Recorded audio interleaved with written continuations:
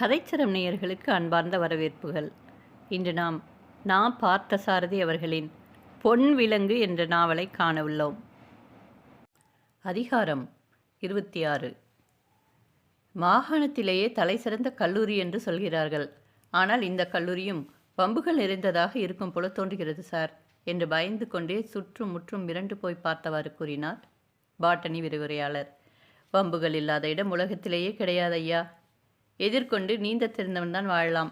படித்து பட்டம் பெற்று கல்லூரியிலிருந்து வெளியேறிய உங்களைப் போன்ற இளைஞர்களில் பலர் பிறரிடம் பழகுவதற்கே கூச்சமும் பயமும் உள்ளவர்களாக இருக்கிறார்கள்.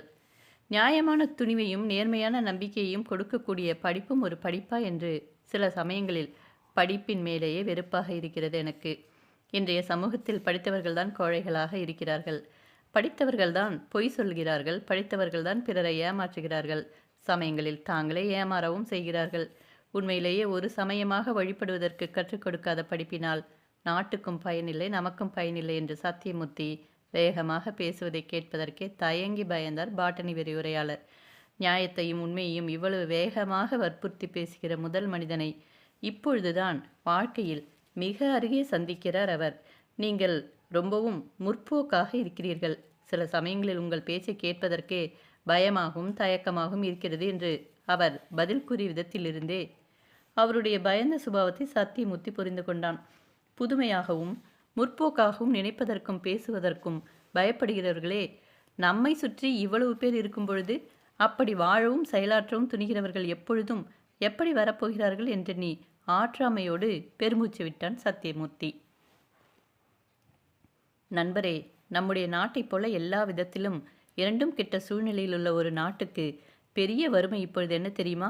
முற்போக்காக பேசுவதற்கும் செயலாற்றுவதற்கும் மனிதர்கள் கிடைக்காத குறையை விட முற்போக்காக நினைப்பதற்கு மனிதர்கள் கிடைக்காத குறைதான் பெரிய வறுமை.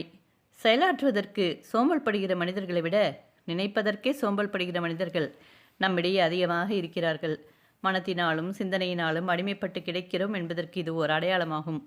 உணர்ச்சிகரமாக சத்தியமூர்த்தி கூறிய இந்த வாக்கியங்களுக்கு பாட்டனி விரிவுரையாளர் ஒரு பதிலும் கூறவில்லை.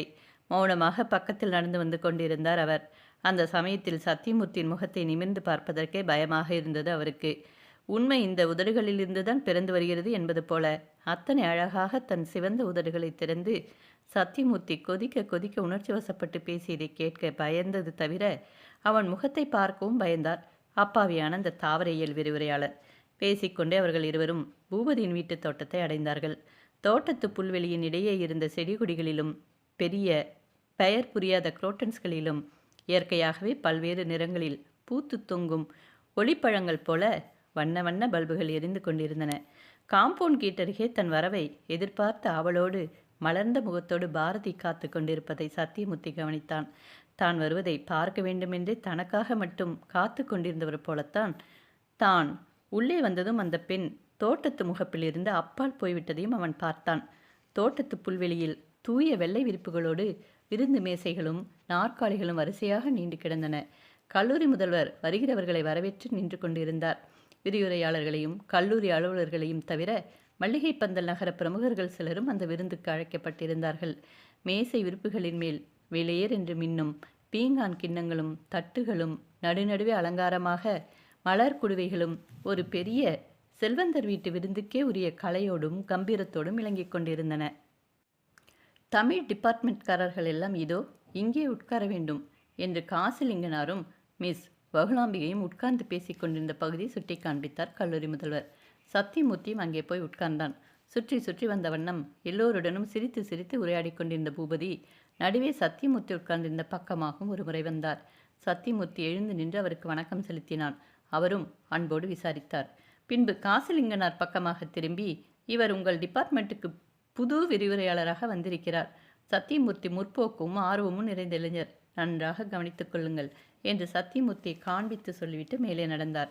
பூபதியின் மகள் பாரதி விருந்துக்கு வந்திருந்த நகரத்து பிரமுகர்களின் வீட்டு பெண்மணிகள் கூடியிருந்த கூட்டத்துக்கிடையே சிரித்து பேசிக் கொண்டிருந்தாலும் அவளுடைய மை தீட்டிய கருவிழிகள் அடிக்கடி சத்தியமூர்த்தி வீட்டிற்கும் பக்கமே திரும்பிக் கொண்டிருந்தன. தன்னை சுற்றியிருந்தவர்களுக்காகவும் தன் வாயும் இதழ்களும் சிரித்து கொண்டிருந்த அதே வேளையில் சத்தியமூர்த்திக்காக சிரிக்கும் அந்தரங்கமான நளின நகையை கண்களால் செய்து கொண்டிருந்தாள் அவள். ஒதுக்குப்புறமான இந்த மலைநாட்டு நகரத்திற்கு கூட இத்தனை விதமான ஹேர் ஸ்டைல்களும் கொண்டை அலங்காரங்கள் வந்து பரவி இருக்கின்றன என்பதை எடுத்து சொல்வது போல அத்தனை விதமான தலையலங்காரங்களும் எடுத்துக்காட்டான பெண்கள் அந்த விருந்திற்கு வந்திருந்தார்கள். 10-12 பேர் ஒரே சமயத்தில் சேர்ந்து ஜலதரங்கம் வாசிப்பது போல சிரிப்பொலிகள் அந்த பெண்மணிகளின் கூட்டத்திலிருந்து எழுந்து பரவிக்கொண்டிருந்தன. சத்தியமூர்த்தி மனிதர்களையும் அவர்களுடைய மனப்பான்மைகளையும் படித்து முடிக்கும் சுபாவமான சுறுசுறுப்போடும் ஆர்வத்தோடும் அந்த விருந்துக்கு வந்திருந்தவர்களை படித்து கொண்டிருந்தான். சிலர் மனம் நிறைய அழுது கொண்டே கூட்டத்தையும் தன்னையும் ஏமாற்றிக் கொள்ளும் பொருட்டு வாய் நிறைய சிரித்தார்கள். இன்னும் சிலர் ஒருவரையொருவர் சந்தித்து நலம் விசாரித்துக் கொள்வதையே துக்கம் விசாரிப்பது போல தவிர்க்க முடியாமல் செய்து கொண்டிருந்தார்கள். சுகமோ துக்கமோ உணர்ச்சிகளில் ஆழ்ந்து நிற்க தெரியாத மனிதர்கள் எட்டுக்கால் பூச்சி உருவது போல பொது இடத்தில் பட்டும் படாமலும் பழகுகிற அழகை கவனித்து இதயம் புழுங்கிக் கொண்டிருந்தான் சத்தியமூர்த்தி. கல்லூரி நிர்வாகத்தினருக்கும் ஆசிரியர்களுக்கும் இடையே எப்பொழுதும் சுமூகமான உறவு நிலவுவதற்கும் குடும்பப்பாக்கான சூழ்நிலை உண்டாக்குவதற்கும் ஒவ்வொரு ஆண்டின் தொடக்கத்திலும் இப்படி ஓர் தேநீர் விருந்து நடைபெறுவதாக கூறிய கல்லூரி அதிபரின் தாராள மனப்பான்மையை புகழ்ந்து எல்லோரையும் வரவேற்று ஆங்கிலத்தில் பேசி விருந்தை தொடங்கி வைத்தார் முதல்வர். முதல்வர் அவ்வாறு கல்லூரி நிர்வாகியை புகழ்ந்து பேசிக் கொண்டிருந்த பொழுது, முதலை எவ்வளவு நாகரிகமாக காக்காய் பிடிக்கிறது பாருமையா என்று சத்தியமூர்த்தியின் பக்கத்தில் இருந்த ஒரு விரிவுரையாளரிடம் இன்னொரு விரிவுரையாளர் முணுமுணுத்ததை அவனும் கேட்டான். விருந்து தொடங்கியது. சிற்றுண்டிக்கு பின் எல்லோர் முன்பும் மேசை மேல் வைக்கப்பட்டிருந்த கப்சாசரில் பரிமாறுகிறவன் ஆவி பறக்கும் தேநீரை ஊற்றி கொண்டு போன பொழுது சத்தியமூர்த்தியை மட்டும் கவனிக்க தவறிவிட்டான். ஆனால் பாரதி அவனையே கவனித்துக் கொண்டிருக்கிறாள் என்பதை அவன் புரிந்து கொள்ளும்படி ஒரு நிகழ்ச்சி நடந்தது. தான் உட்கார்ந்திருந்த பெண்கள் பகுதியிலிருந்து விறுவிறுவென்று எழுந்து வந்த பாரதி பரிமாறுகிறவன் கையில் இருந்த தேநீர் கெட்டிலை வாங்கி சத்தியமூர்த்தியின் அருகே வந்து அவனுடைய தேநீர் கோப்பை நிறைத்த பின்பே தன் மனம் நிறைந்தவளாக திரும்பிச் சென்றாள். விருந்து நடத்துகிறவருடைய மகள் என்ற முறையில் அப்படி செய்ததை எந்த விதத்திலும் தவறாக எடுத்துக்கொள்ள இடமில்லையாயினும் தனக்காக அவள் அப்படி செய்ய நேர்ந்தது. அதனால் எல்லோருடைய கவனம் சில வினாடிகள் தன் பக்கமாக திரும்ப நின்றதை எண்ணி நாணினான் சத்தியமூர்த்தி. ஒரு கூட்டத்திலிருந்து ஒருவனை தனியே பிரித்து தேர்ந்தெடுத்து செலுத்தப்படுகிற அன்பு அந்த கூட்டத்தின் நடுவே அவனுக்கு தண்டனை போல தோன்றும். சத்தியமூர்த்திக்கும் அப்பொழுது அப்படித்தான் தோன்றியது. பரிமாறுகினுடைய கவனத்தில் தான் தவறிவிட்ட அடுத்த வினாடியே பக்கத்தில் இருந்தவர்கள் கூட கவனித்து கண்டுபிடிக்கும் முன்பாக அந்த பெண் எழுந்து வந்த வேகம் அவன் அதை பெரிய இழப்பாக எண்ணி தவித்து போய் ஓடி வருவதாக புலப்படுத்தியது. ஆனால் கல்லூரி நிர்வாகியின் ஒற்றைக்கொரு செல்வ பெண்ணாகிய அவளே அப்படி எழுந்து வந்த பரபரப்போடு உபசரித்த காரணத்தினால் அந்த உபசரிப்புக்கு ஆளான சத்தியமூர்த்தியின் பக்கமாக மற்றவர்களின் பார்வை பொறாமை கால் கொள்ளும் குறிப்போடு சில வினாடிகள் திரும்பி நிலைக்கும்படி செய்துவிட்டாள் அவள். விருந்து முடித்ததும் பூபதி ஆங்கிலத்தில் பேசினார். புதிய ஆசிரியர்களுக்கு நல்வரவு கூறி வரவேற்றும் பழைய ஆசிரியர்களை பாராட்டி நன்றி சொல்லியும் கல்லூரி வருங்காலத்தில் எதிர்பார்க்கிற லட்சிய சாதனைகளை விளக்கியும் அழகியதொரு சொற்பொழிவாற்றினார் அவர். அதற்கு பின் துணை முதல்வர் புதிய ஆசிரியர்களை அறிமுகம் செய்து வைத்து பேசினார். அவரும் ஆங்கிலத்திலேயே பேசினார். அத்தனை பேர்களும் தமிழறிந்தவர்களாகவே இருந்து கொண்டு ஏன் ஒருவருக்கொருவர் ஆங்கிலத்தில் பேசிக்கொள்கிறார்கள் என்று வியந்தான் சத்தியமூர்த்தி. அந்தரங்கத்தில் தாய்மொழியை அவமரியாதை செய்யும் அந்த நிகழ்ச்சிக்காக வருந்தவும் செய்தான். அந்த நிலையில் அவனே முற்றிலும் எதிர்பாராத விதமாக பூபதி அவன் பக்கமாக கையை காண்பித்து, இந்த ஆண்டில் புதிதாக வந்திருக்கும் ஆசிரியர்களின் சார்பாக என்னுடைய இளம் நண்பர் சத்தியமூர்த்தி சில வார்த்தைகள் பேசுவார் என்று அவனை வம்பில் இழுத்து விட்டார். சில வினாடிகள் தயங்கிய பின் சத்தியமூர்த்தி பேச எழுந்து சென்றான். பேசுவதற்கு செல்லும் முன் தற்செயலாக பாரதியின் பக்கமாக சென்றது அவன் பார்வை. குழந்தைத்தனமான மகிழ்ச்சியோடும் ஆர்வத்தோடும் அவள் தன்னுடைய பேச்சை எதிர்பார்த்து மலர்ந்திருப்பதையும் அப்பொழுது அவன் கண்டான். பெரியோர்களே, நண்பர்களே, சகோதரிகளே என்று தமிழில் அவன் தன்னுடைய பேச்சை தொடங்கியதும் கல்லூரி முதல்வர் அவசரமாக எழுந்து வந்து ஆங்கிலத்தில் பேசுமாறு அவன் காதருகே முணுமுணுத்தார். ஆங்கிலத்தில் பேசுவதுதான் கௌரவம் என்று வேறு வற்புறுத்தினார். அவருடைய முணுமுணுப்புக்கு மறுமொழி கூறிய சத்தியமூர்த்தி அவருடைய செவிகளுக்கு மட்டுமே கேட்கிறார் போன்ற மெதுவான குரலில் அடக்கி கூறாமல் கூட்டத்தில் இருந்த எல்லோருக்குமே கேட்கும்படி இறைந்து கூறினான். Sir, I honour the English, but I worship the Tamil. நான் ஆங்கிலத்தை மதிக்கிறேன், ஆனால் தமிழை வணங்குகிறேன் என்று அவரை குத்தி காட்டும் பொருட்டு ஆங்கிலத்திலேயே அவருக்கு பதில் கூறிவிட்டு, நம்முடைய கல்லூரி முதல்வர் அவர்களை அவமதித்து கூடாததாகையால் அவருடைய கேள்விக்கு ஆங்கிலத்திலேயே மறுமொழி கூறிவிட்டேன். இனி இங்கே கூடியிருக்கிற உங்களையும் நம்முடைய தாய்மொழியும் அவமதிக்கக்கூடாது என்பதற்காக தமிழில் பேசுகிறேன். தமிழ் மொழியை தாய்மொழியாக கொண்டிருக்கிற உங்களுடைய கூட்டத்திற்கு நடுவே அதே மொழியை தாய்மொழியாக கொண்டிருக்கிற நான் பேசும் பொழுது தமிழில் பேசுகிறது மன்னிக்க முடியாத குற்றமானால் போனால் போகிறதென்று நீங்கள் என்னை மன்னித்து வையுங்கள். இந்த நூற்றாண்டில் ஆங்கிலம் மனிதனுடைய பொதுமொழி, தமிழ் தமிழன் மட்டுமே பேசுகிற மொழி, இந்தி இந்தியை பேசுகிறவனுடைய மொழி. ஆனால் ஆங்கிலம் எல்லோருக்கும் மொழியாக தக்க விதத்தில் புது யுகத்திற்கு ஏற்ற மனிதனின் உலக சமுதாய பொதுமொழியாக இருக்கிறது. அதன் இடத்தை வேறொன்று நிரப்பவே முடியாது. ஆனால் அதற்காக நமக்குள் நாம் கூட பேசிக்கொள்ளும் பொழுது தாய்மொழியை புறக்கணித்து அந்த புறக்கணிப்பை செய்வதற்காகவே பெருமைப்பட்டு கொள்ள வேண்டியதில்லை. உலகத்தோடு பழகுவது ஒரு மனிதனுக்கு எவ்வளவு அவசியமோ அவ்வளவு அவசியம். வீட்டோடு பழகுவதும் உலகத்தின் சமுதாய மொழியாக வளர்ந்து வீறு பெற்றுவிட்ட ஆங்கிலத்தை எப்படி மதிக்க வேண்டும் என்று எனக்கு தெரியும். இந்த நாட்டின் பிரதேச மொழிகள் வளருவதற்கு ஆங்கிலம் ஒருபோதும் தடையாக இராது என்பதையும் நான் ஒப்புக்கொள்கிறேன். அதே சமயத்தில் அவரவர்களுடைய தாய்மொழியை மதிக்கவும் தெரிய வேண்டும் என்று மொழி பிரச்சனை பற்றி தைரியமாக விளக்கம் சொல்லிவிட்டு அந்த கல்லூரியின் சிறப்பு இயல்புகளாக தான் கேள்விப்பட்டிருந்தவற்றை சொல்லி அப்படிப்பட்ட கல்லூரியில் நானும் பணிபுரிய வந்திருப்பதற்காக பெருமைப்படுகிறேன் என்பதாக பேசி முடித்தான் சத்தியமூர்த்தி.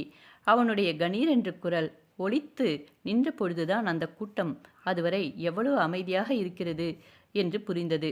முடித்துவிட்டு தன் இடத்திற்கு திரும்பிய பொழுது என்னுடைய பேச்சால் முதலாக ஆங்கிலத்தில் பேசிய கல்லூரி முதல்வரும் பூபதியும் மனம் புண்பட்டிருக்கலாமோ என்று சிறிய சந்தேகம் அவனுள் கிளர்ந்தது. அவ்வாறு மனம் புண்பட்டிருந்தாலும் பரவாயில்லை, பிறர் மனம் புண்படுமே என்பதற்காக உண்மையை மறைத்து போலியாக சிரித்துவிட்டு மேலே போய்விடுகிற பழக்கத்திற்கு இனியாவது முடிவு கட்ட வேண்டும். தான் செய்தது சரிதான் என்று அடுத்த கணம் அவன் மனமே அவனை பாராட்டவும் செய்தது. விருந்து கூட்டம் முடிந்ததும் பூபதியோ கல்லூரி முதல்வரோ தன்னை சந்தித்து கடுமையாக கோபித்துக் கொள்வார்கள் என்று அவன் எதிர்பார்த்தான்.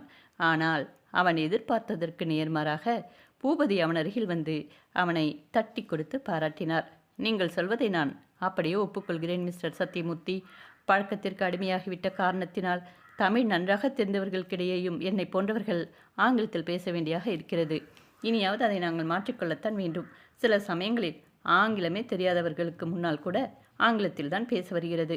நமக்கு தெரியும் என்று காட்டி பிறரை மறுட்டுவதற்காக ஒரு மொழியை பேசலாகாது.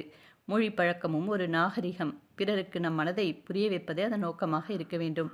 ஆங்கிலத்தையும் நீங்கள் குறைத்து சொல்லவில்லை. அதை மனிதனின் மொழி என்று அழகாக கூறினீர்கள்.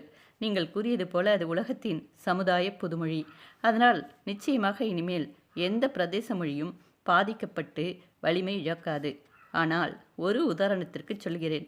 வளர்ச்சியும் பக்குவமும் இல்லாத வேறு ஏதாவது ஒரு மொழி ஆங்கிலத்தின் இடத்தை கைப்பற்ற முயலுமானால் அது பல்வேறு மொழி இனங்களும் பிரிவுகளும் உள்ள இந்த நாட்டை உருக்குலைத்து பாழாக்கிவிடும்.